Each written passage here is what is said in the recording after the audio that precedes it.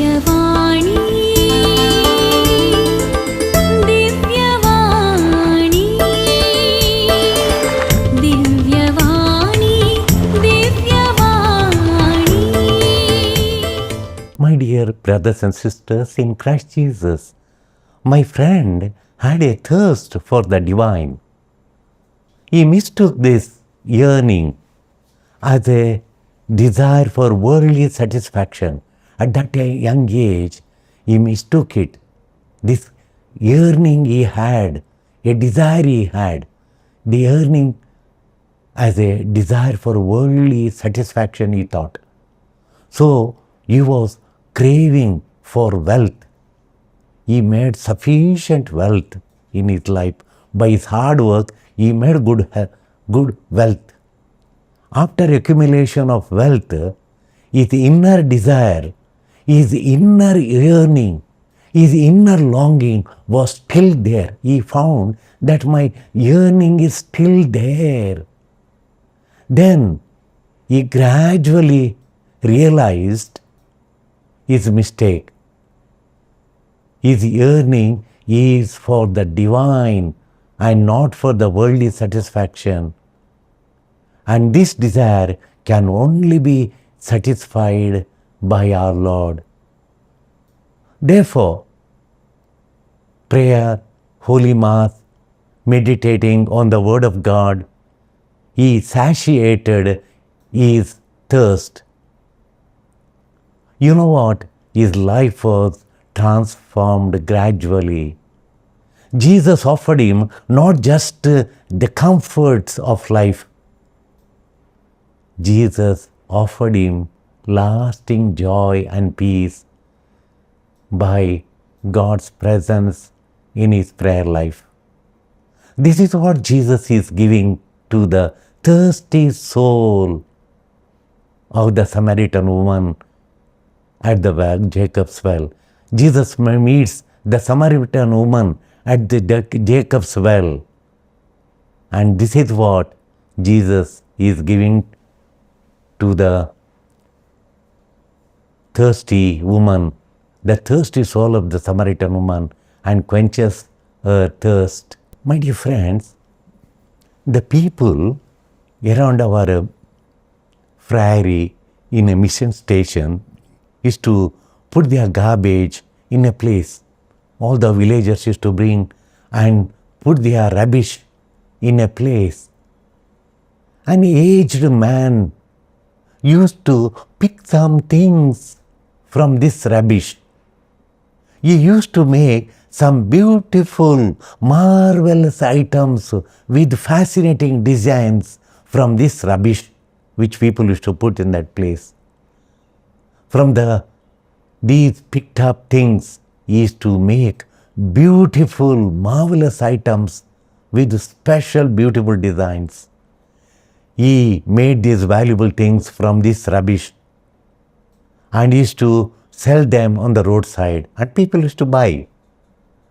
The rubbish things found value because of the old aged man who gave them a beautiful shape, a beautiful design, a beautiful form. Similarly, in today's gospel, Jesus focuses not on the sins.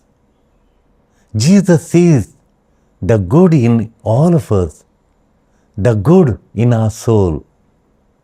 Amidst the rubbish around our soul, Jesus sees the good, so that the good in us increases gradually. The good in us increases gradually.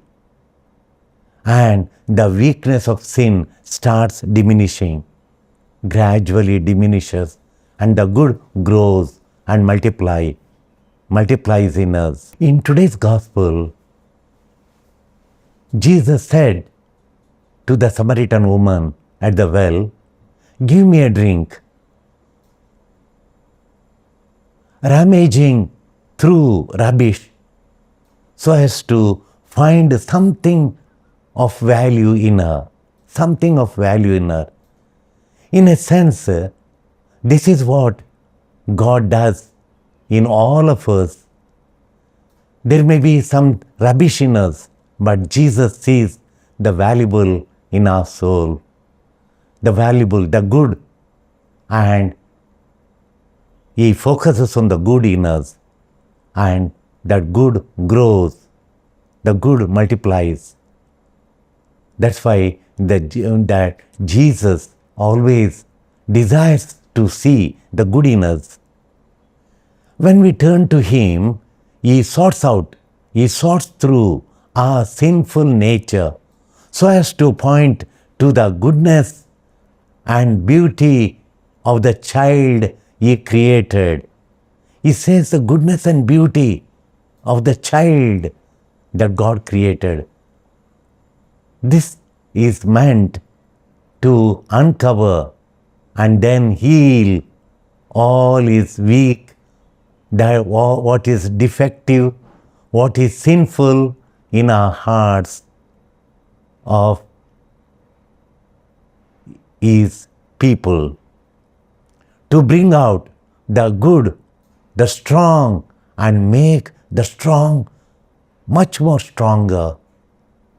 The gospel story of today's liturgy depicts this action beautifully.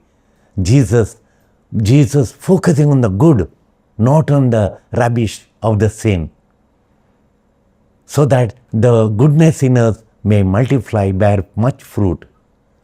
And today's gospel story depicts this action very beautifully. The story of the woman at the well is very inspiring. The story is filled with symbolism. One should not miss it easily. Let us prayerfully ponder on the story. Jesus was sitting next to Jacob's well around noon. Few women came to the well at that time of the day. It's a noon time because due to the heat, it's very hot during the noon. That's why very few women came to the well at that time of the day. The Samaritan woman came at that time because she knew others will not come at that time. Others will not come. She was a sinner, and many of the other women of that town knew about her sinful life.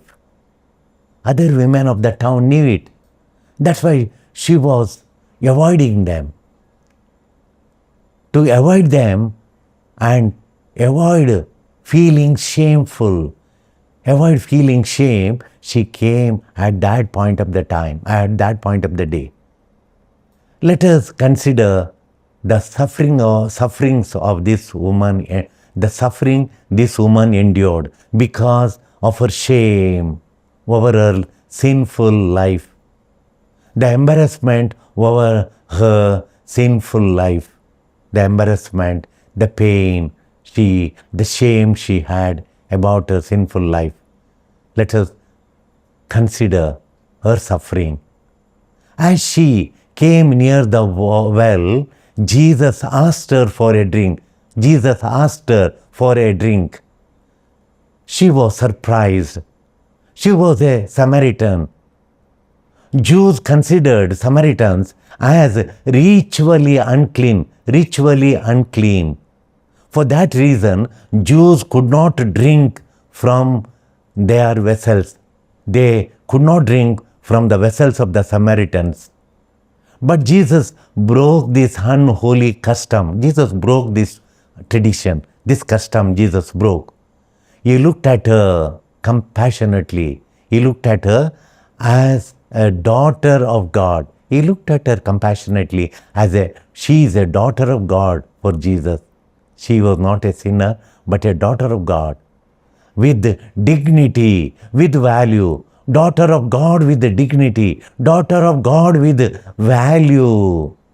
As he engaged her in conversation, Jesus lovingly said, "Give me a drink." Jesus thirsted for her soul. Jesus really thirsted for the soul of this woman. He thirsted for her salvation. Jesus longed to give her the grace. Her willing reception of the gift will also bring salvation to the heart of the Lord. That also will bring satiation. Also bring satiation to the heart of the Lord. Jesus did not dwell upon her past. Jesus did not dwell upon her past. He knew all about it. Jesus knew all about her past life. He could read her soul very well. What Jesus wanted to do was to rummage through the sin that was blocking her soul. So, he wanted to discover her dignity within. His words bring inner healing to the soul of this woman. Jesus is offering her His mercy, His loving mercy. Jesus is offering her. And if she receives it, she is in fact receives the living water to quench her spiritual thirst. She has to receive the mercy which the Lord is offering her. If she receives the mercy of the Lord, she is in fact receives the living water to quench her spiritual thirst. On the other hand, she will satiate the spiritual thirst in the soul of our Lord. That could only be satiated by giving Him our hearts. The Samaritan woman at the well is a symbol of our own soul. She is a symbol of our own soul. Our soul is cluttered with the rubbish of sin, lot of rubbish of sin around our soul. We should not let shame, let fear, and a sense of unworthiness deter us from the conversation with our Lord. Our shame should not block us coming to our Lord. The shame should not prevent us from having a good chat with our Lord, having conversation with our Lord. Lord Jesus thirsts for each one of us. He longs to give us His divine mercy. He longs to give us His teaching, His divine word. He wants to give us His Holy Spirit. We need to accept it willingly to satisfy our inner thirst, the thirst of our souls.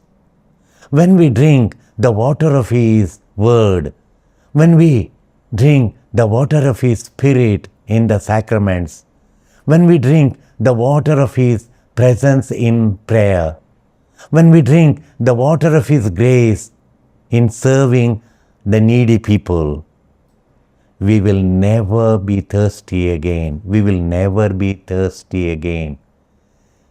His life-giving water will become a fountain within us to refresh us, to refresh the people around us, to relieve the pain of the poor, to nourish the hearts of the lonely people around us. You know what? She leaves her water jar behind and runs to the town. What jars are we holding grudgingly? What jars are we holding today? Are we holding anger? Are we holding fears? Are we holding hatred, impatience, unforgiveness, selfishness, all the time thinking of us only, all the time not thinking about others? Following the lead of the Samaritan woman, we will go out and bring others to Jesus. Come, see the Messiah, drink His water, and never be thirsty again. Amen.